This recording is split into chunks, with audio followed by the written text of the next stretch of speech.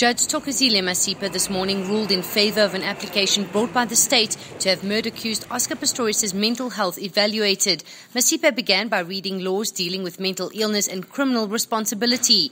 She then went through forensic psychiatrist Dr. Merrill Forster's evidence that Pistorius has a long history of suffering from anxiety. She said that according to the evidence, Pistorius was more likely to respond to a threat with a fight rather than a flight response. In my opinion, Mr. Pistorius' reaction to the perceived threat during the incident of 14 February 2013 should be considered in the light of his physical vulnerability and his comorbid diagnosis of generalized anxiety disorder, close quote. The judge added that the accused may not have raised the issue of mental illness, but evidence raised on his behalf could not be ignored. She also said that the court was ill-equipped to deal with the issues raised in Forster's report.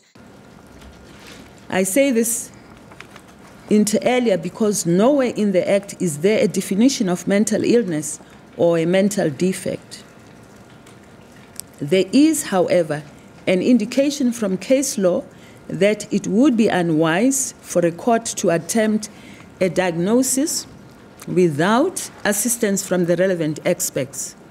Masipa went on to say she failed to see what other witnesses could do to change the status of Pistorius needing a referral. She said a proper inquiry would ensure that Pistorius received a fair trial. Having regard to the above, I am satisfied that a case has been made out for the application or the relief as sought by the state, and I shall grant that order. However, the specific order itself will be handed down on Tuesday next week. The court was adjourned until Tuesday next week for the full order to be made, which will include details of the referral. Gia Nicolaides, Eyewitness News, Oscar Pistorius trial.